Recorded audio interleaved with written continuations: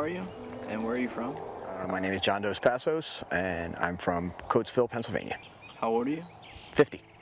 How did you discover Flyball, and how did you get into it? My wife actually got me into it. She had a dog that was ball crazy and was looking for something for him to do so that he could release some of his abundant energy. And she took a course, learned how to play, and I went with her to a tournament one time and just fell in love with it. How many people are on your team? 18. How long have you been racing dogs? We've been racing dogs since 2008.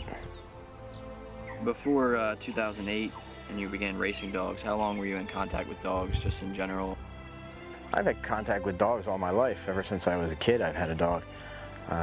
My wife and I adopted a couple of dogs after we got together, and eventually we bought this property and moved out here. I've always trained them. I mean, you know, basic obedience, the odd trick here or there. How many racers do you own, and how many dogs do you own total? Retired, racing, and in training, I have 11, and we have 21 dogs total. That's a lot of dogs. Mostly rescues.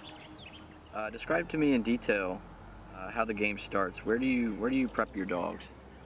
The game starts for me as soon as the on-deck number comes up. I go out to the van because I crate all my dogs in the van. It gives them an opportunity to just chill out and relax without the stress of the tournament going on in the background all the time. You prep the dog by making sure their feet are wrapped for the race. We wrap their feet to protect them, harness them up, leash them up, and then get ready to walk into the building. Are they used to the same things, the same routine? Oh yeah, they all get very regimented in their routines. When they know when it's time to race. From the moment that we walk out there, they're ready to go, and but they understand that first we wrap the feet, and then we go and potty, and then we walk into the building, and then we warm up. So they know that the routine is the same all the time, and each dog has its own routine inside that routine. I usually walk my dogs in on leash, and I unleash them for warm-ups, and they stay unleashed until it's time to go back out when the race is over. So you have your dog harnessed up, he's taped up, he's ready to go, he's done a warm-up run. Explain to me how you hold a dog, and then explain to me how you release a dog. Holding a dog is an individual thing. Everybody does it a little bit differently. I like to have good control of my dog, and I also like to have proper foot placement so that I know that the dog is releasing from the same point, or I should say, the dog is being released from the point that I want it to be released from. So I don't have it at long, you know, at the end of my arm. I have it pulled in tight to my body, and when it's time to release, I give them a little bump from behind so that they know that they're free and they got to go do their job. Explain to me the different calls that someone has during the release of a dog. Like I think you like rev your dog up. Yeah. I've always approached it, especially if I'm the start dog. I've always approached it the way that a dragster in a drag race stages. When the lights start, I pull the dog in tight, and I hold the ready note until it's ready to release. And they know, they can tell when I'm releasing late, because they try to go when they know that I've held the note long enough. The light tree, how does that work? Does the lights just come down like a dragster? Or? Yeah. The referee starts the tree after he's gotten a ready signal from both lanes. He starts the tree blinks up, and then the lights flash at 1 second intervals until they go green. And the object is to hit that start line when that light turns green. Okay, so you have the dog release, it's going towards the jump. How do the jumps work? I see that there are shims on the jumps, and how many jumps are there to begin with? There's 4 jumps. Every dog jumps the height of the smallest dog. So you have 4 dogs on the team. Whatever your smallest dog is, that's considered the height dog. The object is to have the smallest, fastest height dog that you can, and that dictates the size of the jumps for the other dogs. When the height dog is measured, the team jumps 5 inches less than the measurement. What are the distance in between the jumps? 10 feet, 15 foot to the box. So the fourth jump is 15 feet from the box. How should a dog enter the box area, and is there such a thing as a perfect entry? I'm sure there is. I don't know that I've ever achieved one.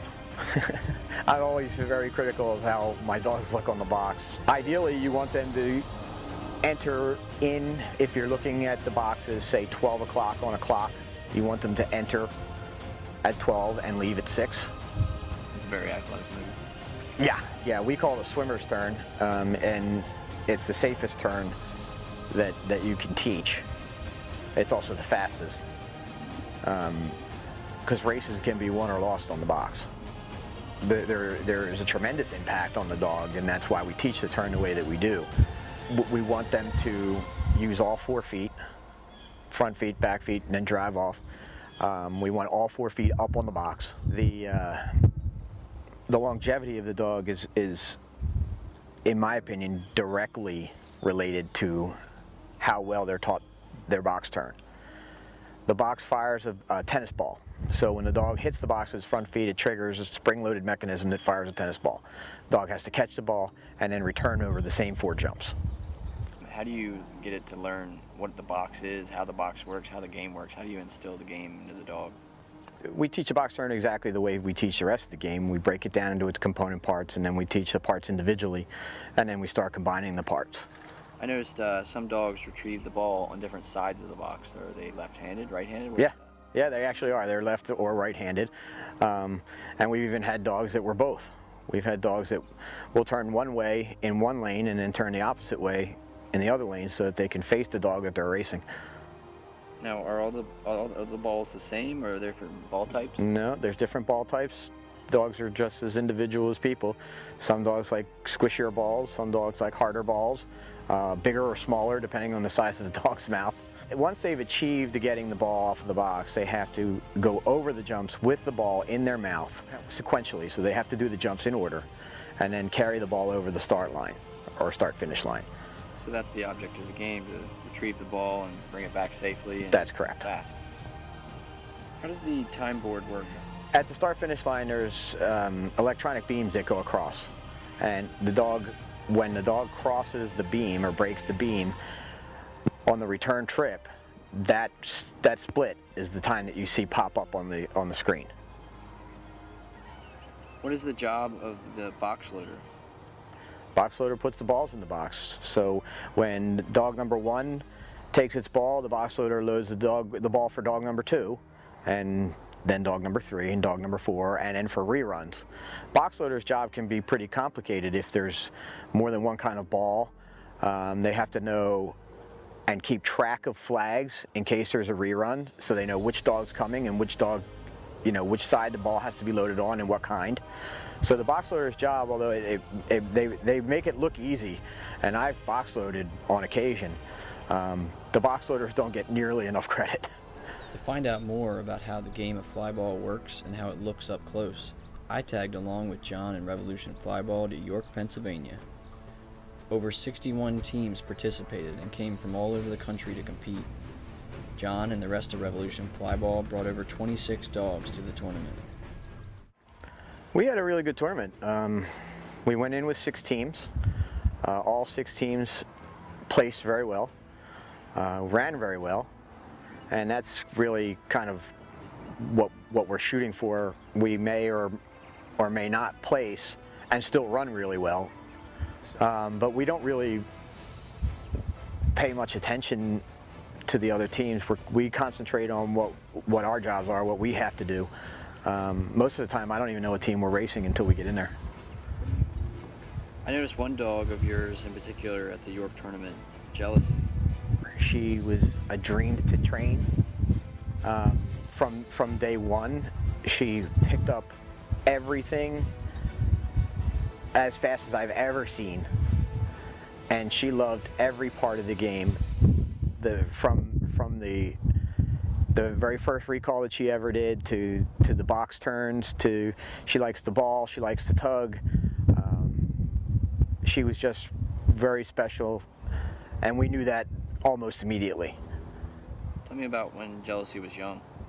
My wife was working at a veterinary office, and she was an owner surrender. She came in with a broken jaw, and the owner didn't want to pay for the repair that was needed. What was she like? She was a driven, crazy terrier puppy. As far as being proud of her, I'm honored to be her handler or to be her trainer, to be her friend. I don't know that pride is something that I don't know that I would call it pride. I'm more blessed to be with her than anything, I think. Is she the perfect dog? That would probably be the only goal in Flyball that I really have, is that I've always wanted to train the perfect dog. I've always wanted to look at the dog and say, yep, I got everything there was to get out of her. She's as close as I've ever come.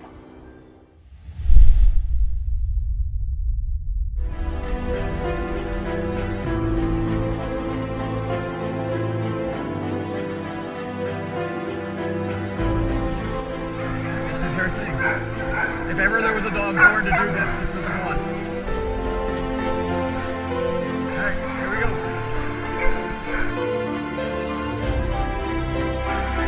Better watch yourselves, they're coming.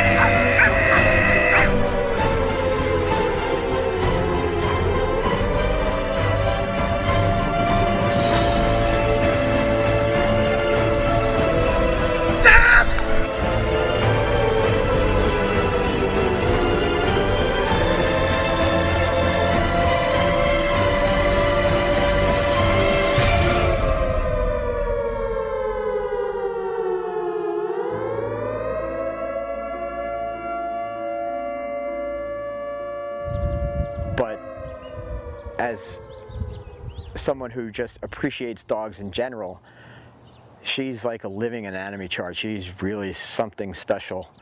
And I've had people see her walk by and just say to me, every dog should look like that dog. What is the future for you and Flyball, and where are you gonna go next? Short term, the next tournament that we have will be in Buffalo, New York. We're going to go see some of our friends from the north up there. And ultimately, we gear our season and our training for the World Championships in October, which is in Indianapolis. What does the future hold in store for Jealousy? Jelly is right now currently the #2 point achieving pit bull all time. And with any luck, she'll be #1 someday. She's still got a ways to go for that. Are your dogs pets? No, all my dogs are pets. There are people that treat their Flyball dogs or their performance dogs like sports cars. I don't. All my dogs live in the house with me, and they sleep on the couch. And So why do you play Flyball? it's fun. It's a tremendous rush to be with a species that doesn't even really speak your language, but for that time, the two of you have the same goal. And I don't know where else you can get that. I guess other dog sports it's the same way, but the adrenaline level builds from the moment that you go to get your dog and prep your dog till the time that you release the dog. It keeps building and building and building, and then when the race is over, it's kind of just like, okay, now you exhale and you go back out and you give them water and you unwrap their feet, and they know, they wind down.